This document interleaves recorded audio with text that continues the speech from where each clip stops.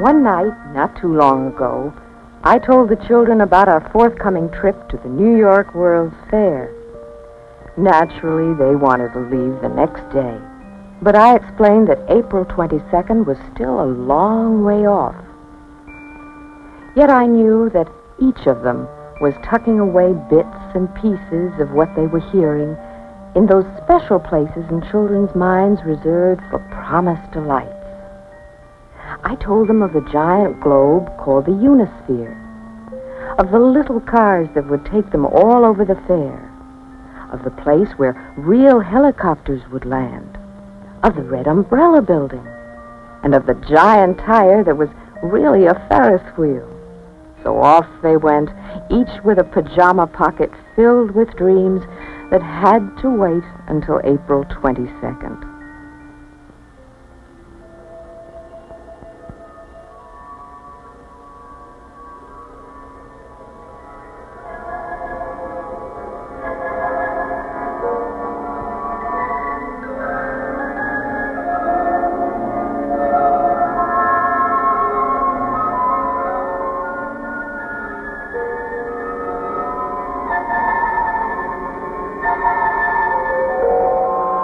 In 1964 and 65, the greatest metropolis of the 20th century hosted a World's Fair.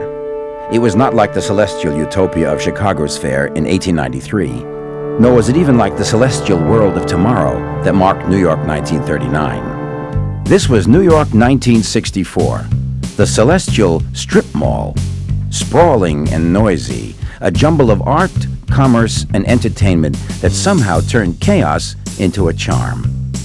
And where else could Michelangelo, Walt Disney, and General Motors share the same stage at the same time with Casey Stengel as the sideshow? And where else could a waffle from Belgium provide the principal memory for fairgoers? Only in New York, and only at the 1964 New York World's Fair.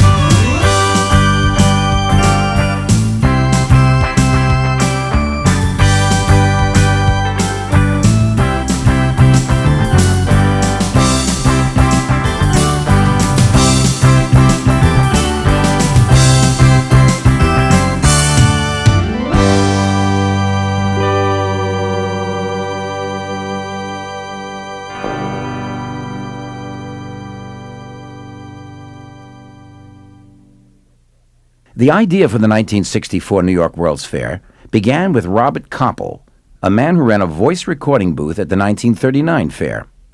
Koppel had met the world during the 1939 fair and wanted to give his two daughters that chance too.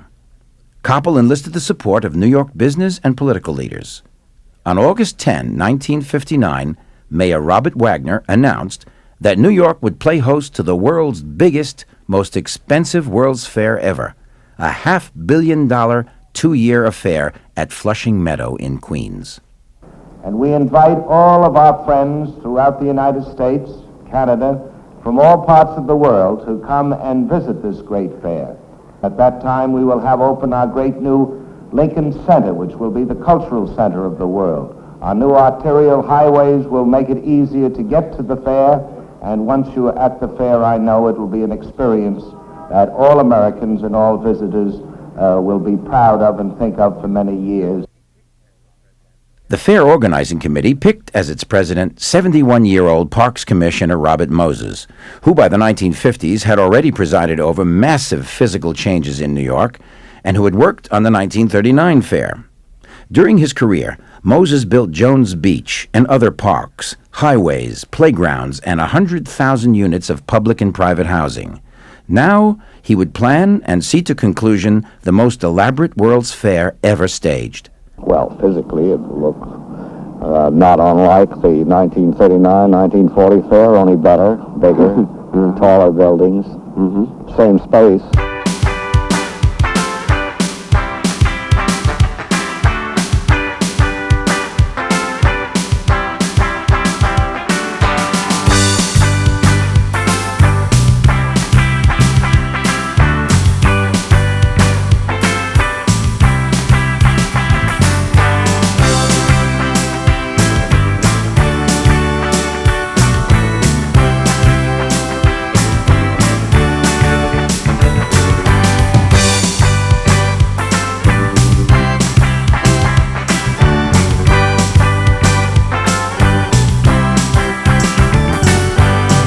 The late 1950s and early 1960s was a time of unprecedented economic strength in America. Middle-class families moved from the cities into the leafy suburbs, where they could raise their children amid the safety of their lawns and ranch houses. The development of new highways and jet aircraft made going places easy and cheap. The optimism and suburban values radiated by President Dwight D. Eisenhower and the 1960 election of the youthful President John F. Kennedy gave planners an almost surreal vision of a perfect America on which to stage the 1964 New York World's Fair. When you think of the 1964 World's Fair, you think of the 60s and you think of the youth culture. Well, this was not a fair of the youth culture, and in some ways it wasn't even a fair of the 60s. It was in many ways a fair of the 50s and that post-war economic corporate boom. And so when you talk about some of the displays and you think about issues like ecology, the fair not only didn't present these new ideas, they actually seemed to be totally oblivious to them. It was an old fair at a new time, and it suffered because of it. The 1939 World's Fair in Flushing Meadow had assumed mythic proportions by the early 1960s. It was America's last universal bash before the Second World War, and nostalgic feelings for it ran deep in the generation that organized the 1964 fair. The 39 fair featured vivid scenarios of a robust world of tomorrow, a world that would include superhighways and television. That was exciting. It was really exciting because everything at that fair was the future, the roadways, the cars, the things that we hadn't seen before. And that fair will always impress me. The 1964 World's Fair would be built on the same site as the one held 25 years earlier. Its design would largely follow the same pattern. And like the Trilon and Perisphere of 39, the 64 fair would have a physical symbol also, the Unisphere. It would reflect the fair's twin themes, man's achievements in an expanding universe and peace through understanding. The fair, however, found neither understanding nor universal peace during the 4 years it took to plan and build it. In 1960, the International Bureau of Expositions, the organization that sanctioned World's Fairs, rejected New York's bid because it would open just 2 years after the 1962 Seattle World's Fair. The Bureau ruled a nation may host only one World's Fair every 10 years. Moses dismissed the action and derided the group as that bunch of clowns in Paris. The fair wasn't even immune to the Cold War. To counter the Soviet Union's planned exhibit in New York, the U.S. government demanded that it be allowed to showcase America at an exhibit of its own in Russia. The outraged Soviets said no and withdrew from the New York fair.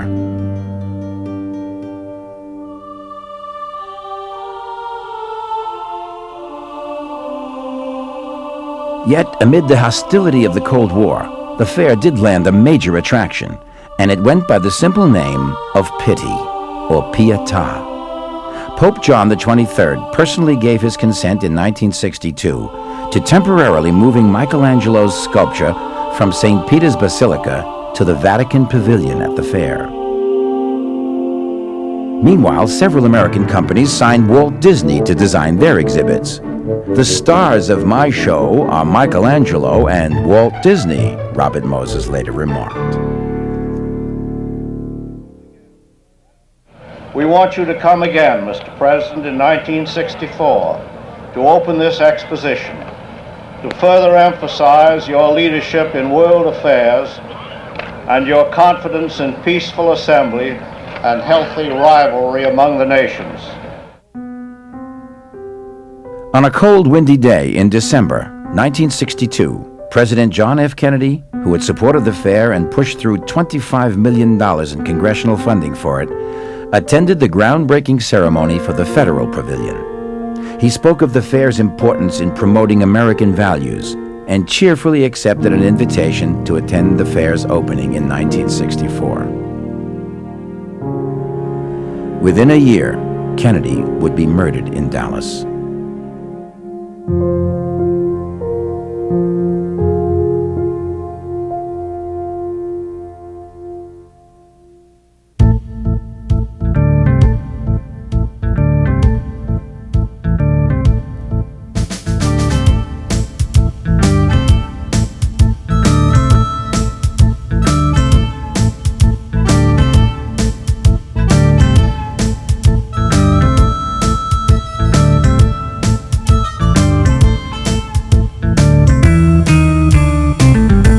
Construction of pavilions and exhibits continued at a hurried pace through 1963 and into 1964.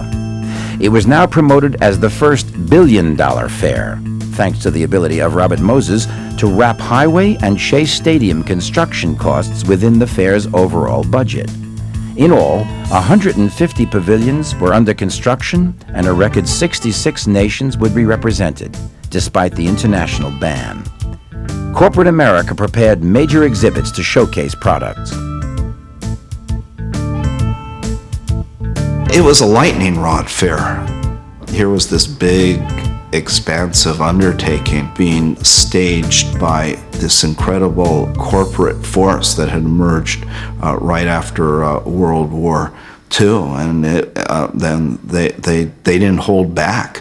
These pavilions were multi-million-dollar extravaganzas, and this American post-war dream was on display in just incredible profusion. And at the same time, it's encountering a whole new critical force of younger people with different priorities.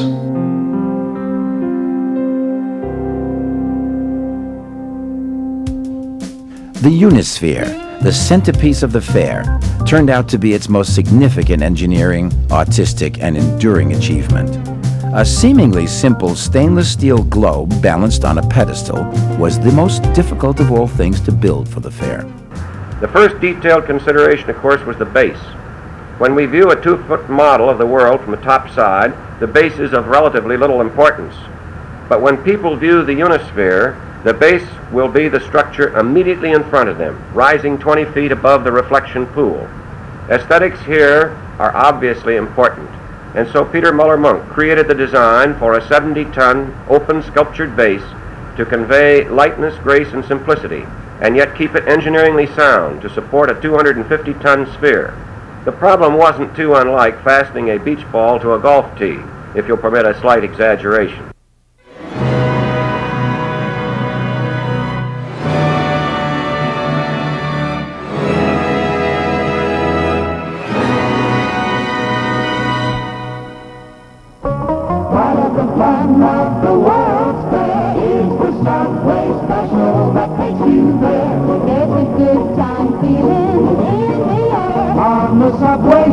To the World's Fair. Trains are easy to catch anywhere, anytime, night or day. Just pay 15 cents, hop aboard, and you're on your way. Yes.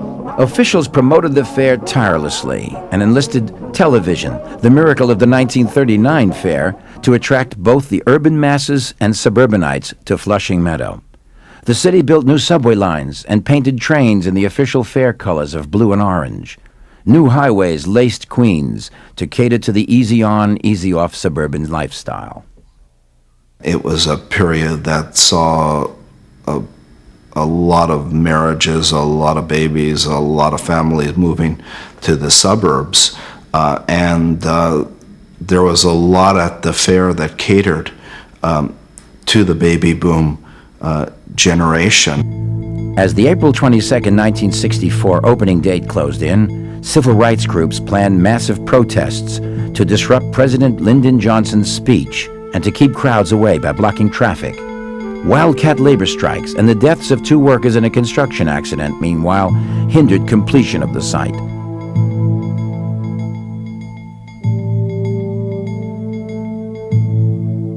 I remember driving with my dad through the roads. There was tremendous construction going on just before the fair. The roads were a mess. They were building the superhighway at that time, you know, the overpasses of the Van Wyck Expressway.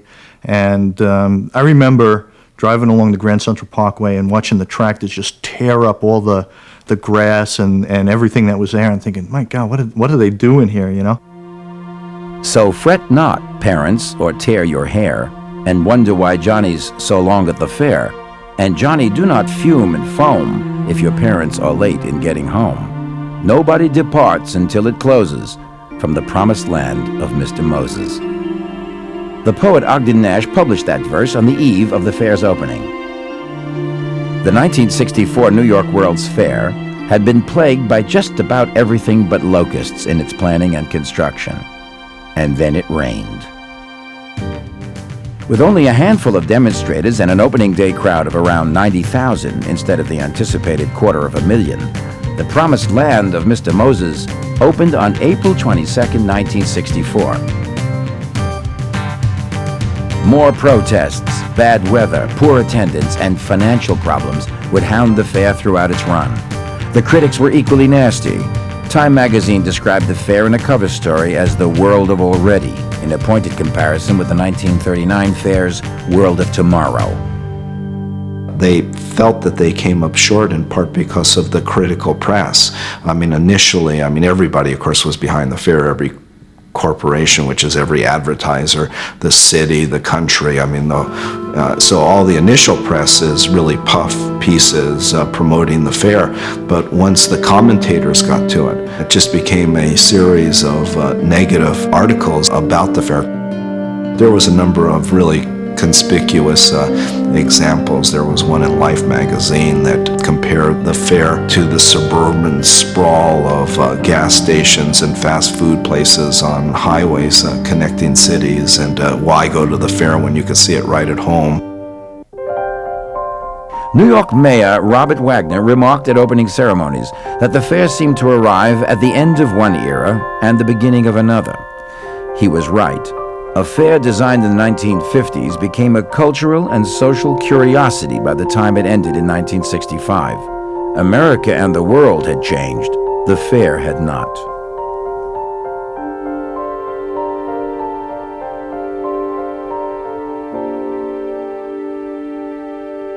The mid-60s was so jammed with historical stuff, but for a kid, it probably stuck out in my mind even more when they were building the fair.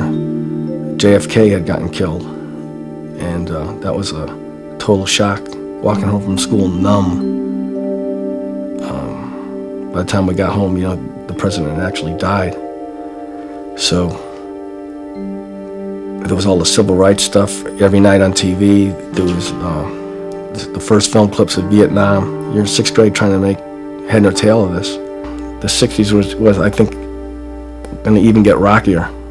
The next few years, we're going to get really heavy with Martin Luther King dying, Bobby Kennedy, the riots that swept across the country, and of course, the splitting apart over Vietnam. But when you're in 6th grade, those are kind of on the back burner. They're almost unreal. The World's Fair was real. The changing times and all that went with it meant little to the 51 million people who flowed through the gates at Flushing Meadow to romp through a 646-acre world of good times. This was a fair for the young. Young people, young countries, and young attitudes.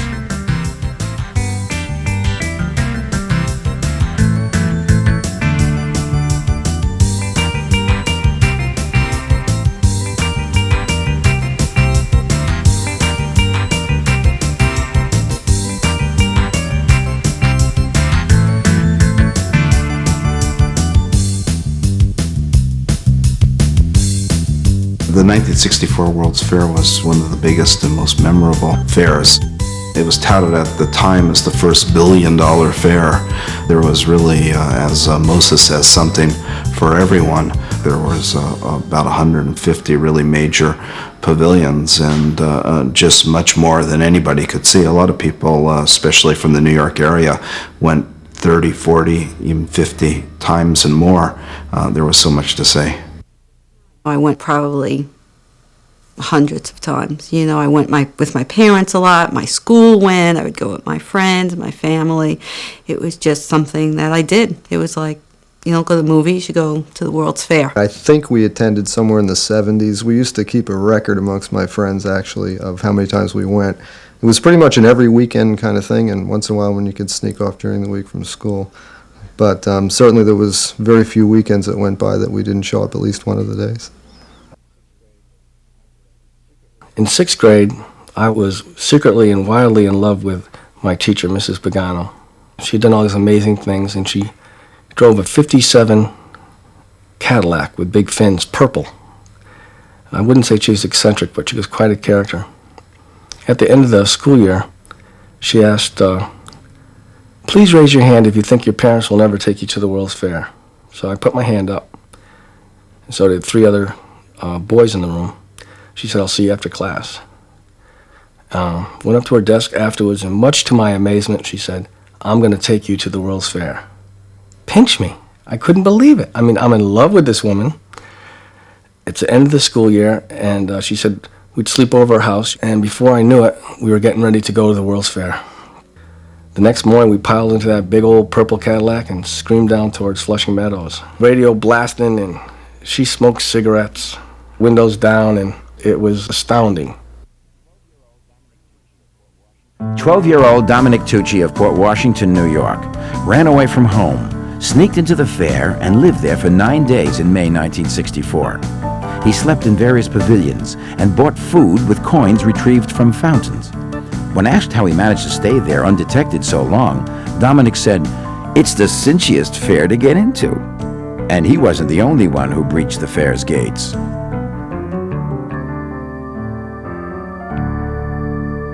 This will probably ruin my chances of running for the presidency, but several times we did actually find a convenient fence to go over to get into the fair. And I do remember, because of the kinds of fences that they had, which were kind of modified barbed wire at the top, I do remember as 3 or 4 of us got over, and the last one, who was Tootie Wills, we used to call him Clunky, used to, because he used to be a mishap wherever he went, tried to go over the fence and tore his pants as someone was finding out that we were actually sneaking over the fence. So we just ditched him and ran as fast as we could and left poor Tootie with half of his pants torn apart and enjoyed the rest of the day. Old Tootie Wills went the other way and didn't have any money. That's why we were sneaking in, so he couldn't get in that day. And we met up with him that night and laughed about the whole thing. Officials worried that the fair's nighttime activities had turned it into a hangout for teenagers. In response, they increased security.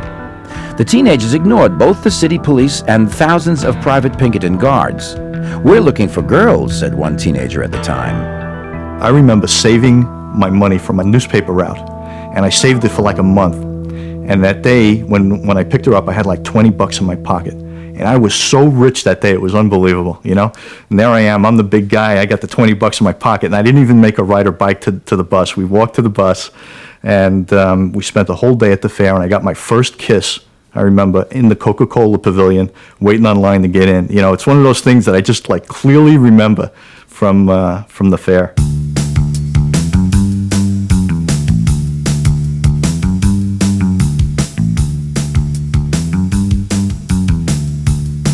The fair built special attractions for children, with a particular focus on presenting science in an entertaining way.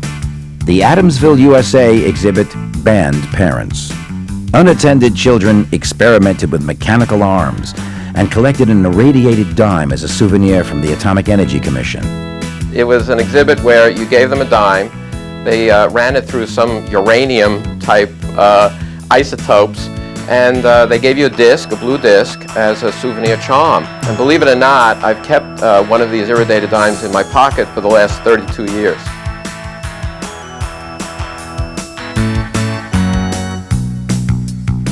Children were everywhere at the fair, on the backs of parents, in little cars, and in the arms of gentle police officers who made sure that no child was lost for long.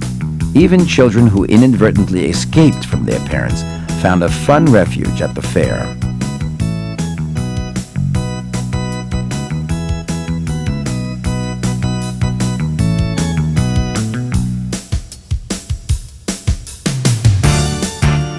Even with entertainment as the focus of many serious exhibits, Robert Moses refused to build the great midway of amusements that had become the top attraction of past World's Fairs. "We have chosen the side of angels," Moses quipped. Not even puppets were immune from Moses' wrath against anything even slightly provocative. The 64 fair was so clean that controversy developed about a couple of topless puppets that apparently caused some controversy. For the newly independent countries of Africa, the fair offered the chance to exhibit their unique cultures separate from a colonial power. Asian and Latin American nations, too, made sure that they would strut their best stuff on the world stage. Japan fronted its pavilion with a traditional tea ceremony set, but the country was more interested in marketing its new electronic products, high standards of quality control, and small cars. Seeing these people from all over the world there and all the different cultures and stuff, and I remember, come from a hardcore group of New Yorkers and feeling like so proud that here we are having this in New York and seeing all these people right there, from all these different countries and feeling like, oh, this is like really cool. I think for kids it was neat. You got to see different presentations. I mean, we've gotten so multicultural in this country now, and people think nothing about going out and having sushi or Mexican food. Back in the 60s, there wasn't quite that variety. I used to sit around the edge of the Unisphere and just kind of watch all the people go by and look at all the different people. There's people there from all over the world. Even being in New York, being in Glendale was not like living in Manhattan. You didn't get the wide variety of international folk that you got in Manhattan. So I used to love just sitting there and watch all the people go by and the tourists and listen to all the different languages of people going by. I can remember sitting there sometimes for an hour or more just watching people going by. Space, too, figured prominently at the fair. NASA built a space park and showcased rockets and the Mercury spacecraft. Meanwhile, the corporate powerhouses of America built lavish exhibits in an unrivaled flexing of marketing muscle. The people loved it.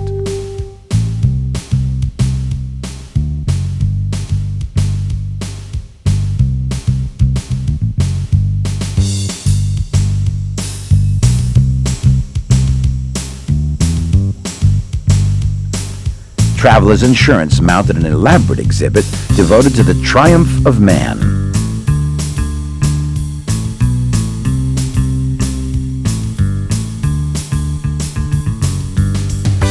Sinclair featured dinosaur models that moved.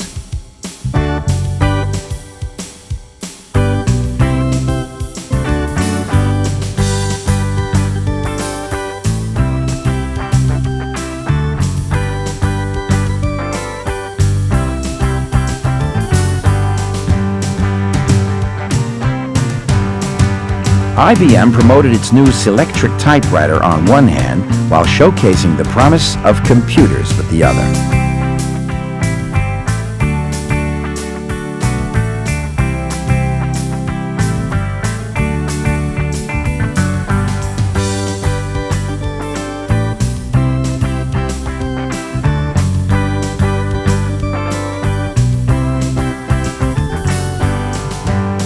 The Bell Systems exhibit focused on the history of telecommunications and on its new touch-tone phones.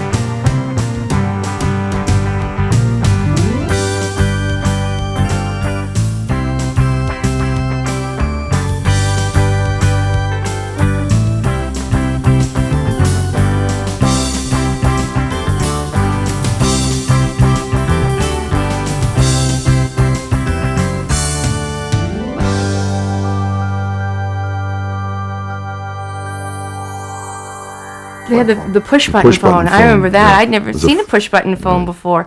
And when we were waiting for the tram to take us back to our hotel, they had 3 or 4 phone booths, and they all had push-button phones in them. And I thought it was a toy phone because real phones couldn't have buttons on them. And I went over and I was just playing on the phone. That was probably one of the most fun things that I had to do because I could play with it rather than just sit there and watch it. And now, I mean, nobody's ever heard of rotary phones.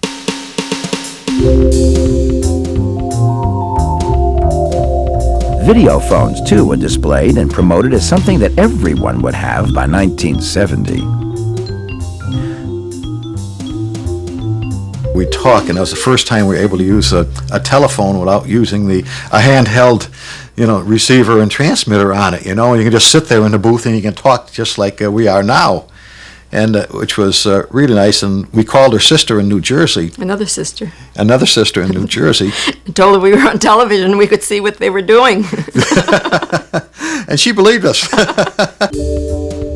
Chrysler, Ford, and General Motors spent $110 million to build their showcases and lure visitors to the latest models.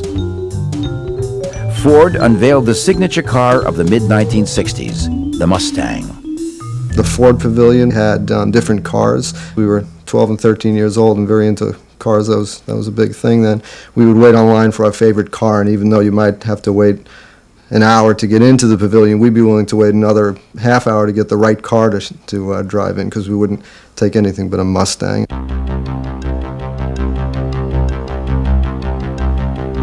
General Motors sought to repeat its 1939 Futurama with Futurama 2.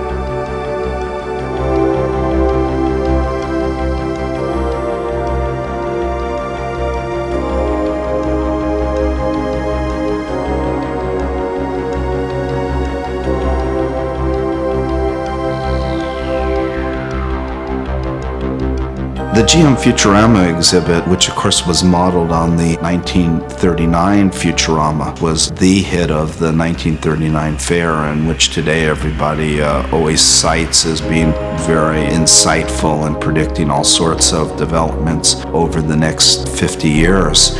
General Motors decided to come back with Futurama 2 and project ahead again.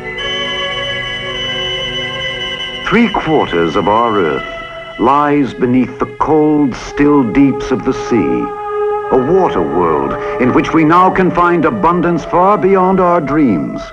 Now we can farm and harvest a drifting, swimming, never-ending nourishment, food enough to feed 7 times the population of the Earth. In aquacopters, search the ocean floor to find miles deep, vast fields of precious minerals and ores. And in the deepest trenches of the seas, study at first hand long-hidden secrets of survival. Work easily the rich oil deposits of the continental shelves, while trains of submarines transport materials and goods along the waterways of the undersea. And in warmer seas are new realms of pleasure. A weekend, if you wish, at Hotel Atlantis, in the Kingdom of the Sea. A holiday of thrills and of adventure, of radiant wonders in the sun-bright gardens of the sea. A very nice young man called in and wished to make a hotel reservation in the underwater hotel, which was this was demonstrated in the Futurama exhibit. In some ways it's personified by their jungle road builder, which was a giant machine that could go foraging through jungles and forests, chopping down trees and leaving a road in its path. Today, these sort of things are very easy targets for a more ecologically minded age. That was a flaw in a lot of the technology that was put forth in '64.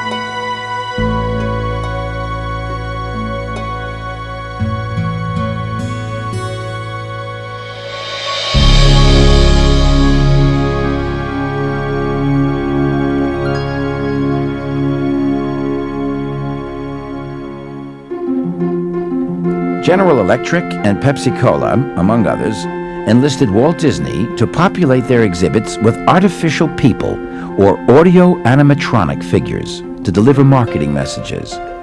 Disney used the fair as a test bed for new technology and attractions for his planned theme park in Florida. Pepsi produced It's a Small World, starring little animatrons singing and dancing songs of peace in a global festival of love. Maybe because I was a kid, but that was just the best ride. I must have gone on that 6 times, and we got the record, and I would sing along with it, and it got to the point where I could just sing it in every single different language. Those little dolls were so cute, and I loved that ride. I thought that was great. The companies gave away brochures and trinkets aplenty to promote their products. Tiny Heinz pickles, for one, became a popular though easily misplaced item. Souvenirs could be found in an abundance. Ride the monorail. The box that served as a seat became an instant souvenir. Balloons, t-shirts, model cars, and many other tacky but hardly trendy artifacts became objects of desire among fairgoers. Who wouldn't want to buy a hat with a feather in it to parade around the fairground?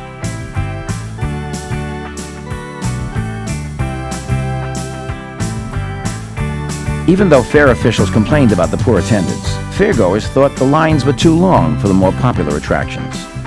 But even in the heat of the summer, waiting to see the future or to ride in a Ford Mustang was worth it. Lines did have benefits for a chosen few. It was in August of '64, and 2 neighbors and I went to the fair, and we ended up in the Clairol exhibit. And coming out of the exhibit, there was a photographer with a camera tripod, and he stopped me and asked me if I would be interested in doing some more pictures if these that he was taking turned out. He said, chances are you'll never hear from me again because we're taking hundreds of pictures. So I proceeded to forget about it and went home, and a couple of months later we got a letter in the mail asking if I would come down to their office on Fifth Avenue and talk to them about a film.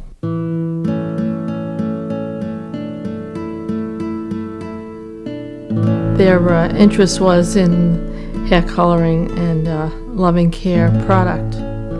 Cover the Gray, which I had quite a bit of.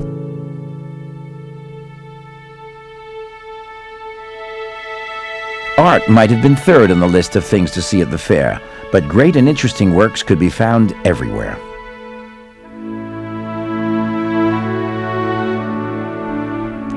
But it was Michelangelo's Pietà that buried the competition. I remember I had this marvelous experience. There was a photographer inside. It was sealed up. You couldn't get in, nobody.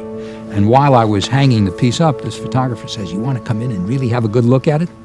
Up to 1960, I had painted. I'd never made any sculpture. Occasional fooling around, but I really wasn't into it. And by now, when he said, "Go in and touch that Michelangelo," it was like touching an icon, you know, more than the greatness of the work itself. And it was a very thrilling experience.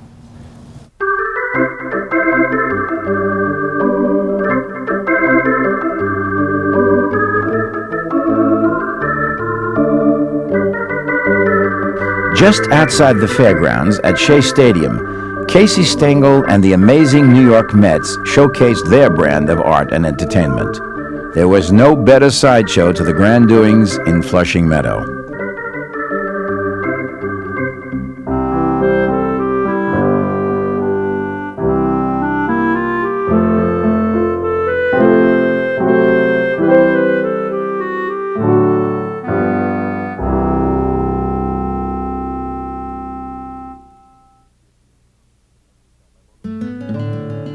My mother would give me a couple of bucks. I think the entry fee was $1 at that time.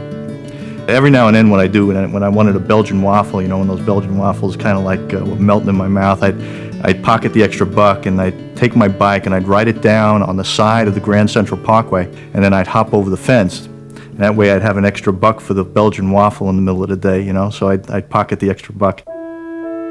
Nations and corporations spent tens of millions of dollars to showcase their products and culture, often going to elaborate extremes to entice fairgoers. But the lasting collective memory of the fair seemed to be based on the simplest of foods, a waffle, a gloriously delicious Belgian waffle. I don't think anything topped the Belgium exhibit and the Belgian waffles, because I don't think anyone could go a day without going over and eating at least one, or maybe if you could eat two, because they were huge. They were great. They were so huge at the time that, we'd The split it. reason why we could remember, my mother bought them for us. It was the first time I ever had a Belgian waffle, and my wife said the same thing when she went to the World's Fair. She said it was the first time she had a Belgian waffle. Talk about small town, New England kind of diet.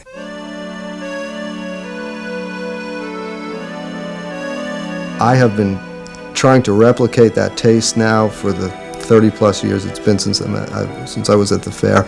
I've tried Belgian waffles in different countries all around the United States, and that is a memory that I've not been able to replicate, that I believe I should be able to, because it seems like such a simple request.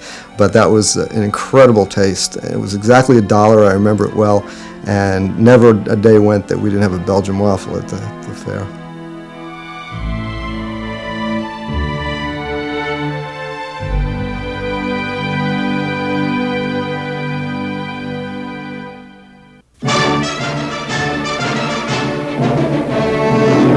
New York World's Fair opens for its second and final season under sunny skies and a better crowd than marked last year's opening. There are 168 pavilions for visitors to see, many of them enlarged and refurbished after a long winter's sleep. A visitor with the time and money has 646 acres to roam, and such a roam can't be completed in a day. Fair attendance never came close to the anticipated 70 million in paid admissions. Things got so bad in the spring of 1965 that Robert Moses called on the U.S. Weather Bureau to put a more positive spin on its forecasts. The Weather Bureau at first refused, then complied with the request by focusing on the sunny rather than the cloudy part in its forecasts.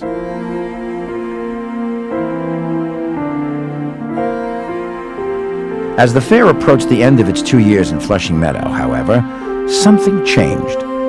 People started to come in huge numbers. Daily attendance doubled as the fair's end in October loomed on the calendar.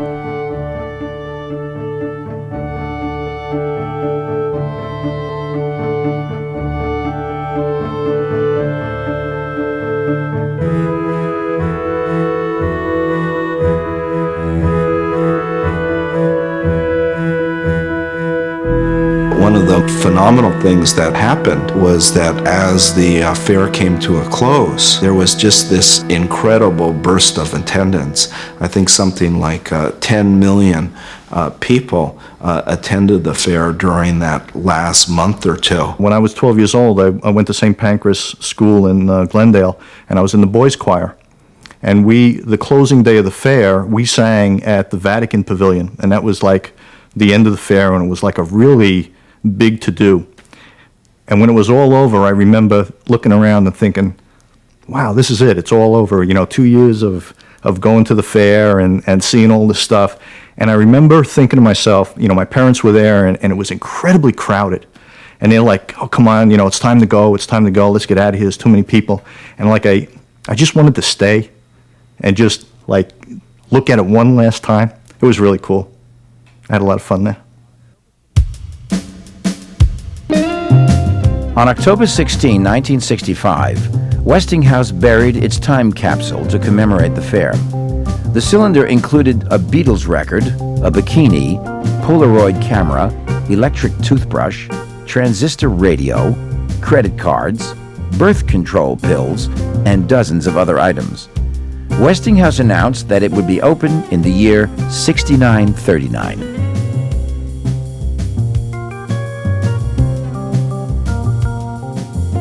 As it was getting near the close of the fair, we had heard from the administrator's office that there would be a time capsule, and we were each to put our name in it. And so that was a big thing. That was the last thing that we did as a group, having worked at the fair. And it was a wonderful, happy experience. On October 17, 1965, the final day of the fair, 450,000 people swept through the gates. It was so crowded that people could barely move. People began to take pieces of the fair, including flowers.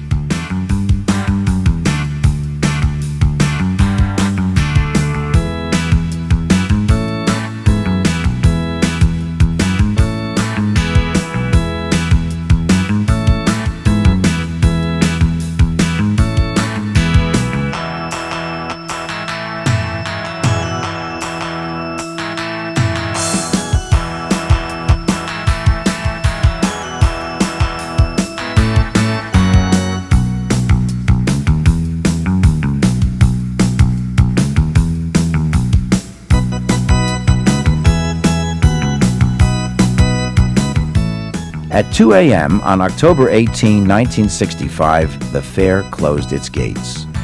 Almost 52 million attended the fair during its 2-year run. I was really sad. I really was sad. And years later, I went back. I had a job working at the World's Fair, renting bicycles, and they had concerts there, and I worked there. But I was really sad. It was a big part of my life. And that was it, too. You know, it felt like it was a part of me. And that was one of the neat feelings, you know. I had something to do with it, just being a New Yorker. Even on the last day and after the last day, when they started taking all the buildings down, it just seemed incredible to me that all of the energy and all of the enjoyment that the people that had been through the fair for those years, they were just taking it all down and making a park out of it. I just wanted them to keep the buildings there and make it into a park that we could go to for like years. It was such a significant part of our lives for those 2 years, and it was the thing to do. It's what young kids did who lived as close as I did to the fair. I was only a mile away, so it was like going to the park. So it was losing part of our lives when the fair went away. It was very sad for all of us.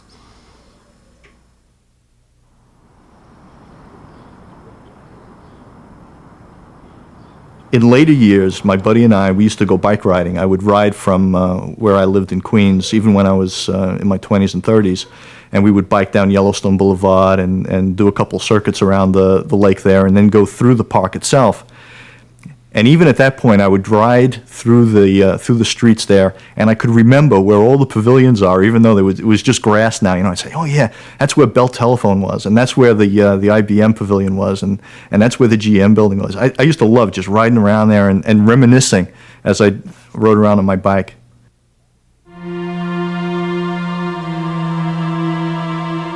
The 1964 New York World's Fair was the last of the 20th century World's Fairs to take place in one of America's great old cities. It was also the last fair organized by people who saw America's big cities as a perfectly natural place to hold a fair.